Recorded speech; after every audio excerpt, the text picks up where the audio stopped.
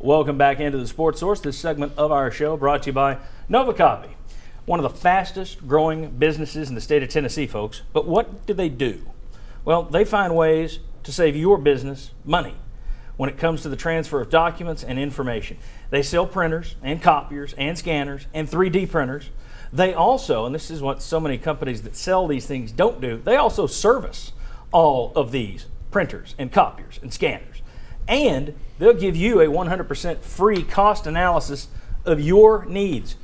100% free. That's free, F-R-E-E. There is no reason for you not to call Novacopy this week to save your business money. All right, I want to go over to the Novacopy drawing board, I should say.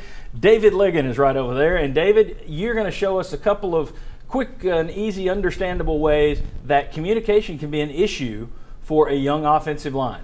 Absolutely. So what I'm going to cover here are just, two combo blocks all in the same play. Real simple zone play. It's a basic run play that pretty much is in everybody's offense. So the first one, what I've got here is we're going to call this a cage block.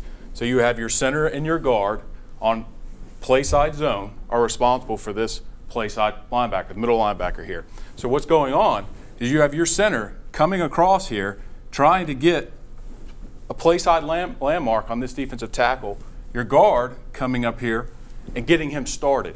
We're trying to move him up the field to this middle backer. Now, there's a lot of different things that can go on here, stunts and movement. Most likely, the guy taking over the middle backer is your play side guard. This nose goes outside. Most likely, the backer's coming over to fill. Your center, here, climb. Now, you've got to communicate. Quarterback calls out the front. The center saying, cage, cage, cage. You know what your block is. Very, very simple play. What's going on with a young offensive line? What if your center isn't getting all the way over and the guard is leaving too quickly to climb to the backer? Well, all of a sudden you've created separation. The defensive tackle's coming free and making a play in the backfield. Now moving over here, we're going to call this a gate, a play side guard, play side tackle.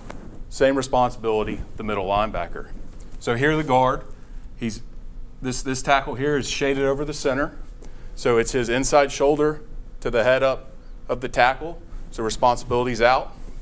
Step, trying to go take over that end. Now a defensive player, if he starts feeling pressure from the tackle here, he's probably going to run. The guard's going to climb up to the middle backer. Really simple. That's how it should go. If he climbs too quickly, and what if this end starts playing inside? Well, the tackle's expecting help. If it's not there, we've got problems.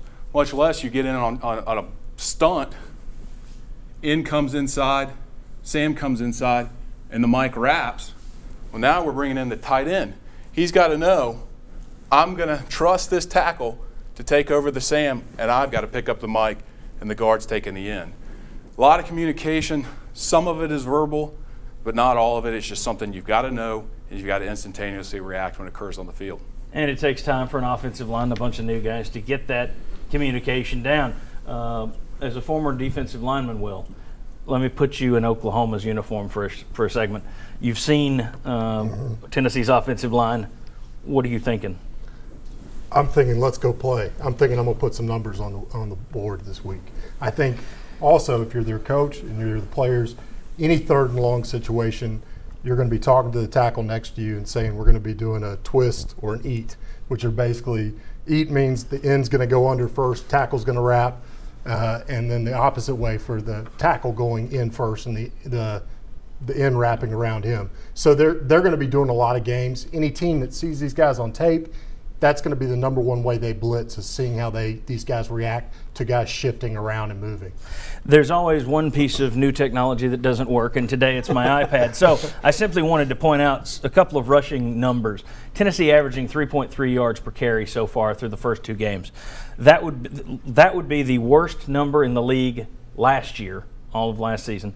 No one in 2012 in the SEC would have been worse than 3.3. And Tennessee brought up the rear with 2.7 yards per carry in the SEC in 2011. So they're going to have to improve that 3.3 yard per carry average, I should say. Carries of 3 yards or less by Lane and Hurd, very scary. They've had 59 carries so far this season. 31 of them have gone for 3 yards or less. So more than 50% of their runs have gone for 3 yards or less. And in terms of staying on schedule, they have run the ball 30 times on first down. This does not count mop-up duty against Utah State. They've run it 30 times on first down. 16 of those went for 3 yards or less. And 5 of the 16 that picked up 3 or more, that picked up 4 or more, Howard, Young, Worley. So when it comes to first downs, when it comes to your 2 main backs, you're not getting it done. We'll have to see how Tennessee works on that in the future. When we come back, we're going to nitpick a little bit in a segment called Necessary Roughness. I think you'll enjoy this. Come on back on the Sports Source. Follow the Sports Source online at sportsource.tv and on Twitter at SportsSourceTV.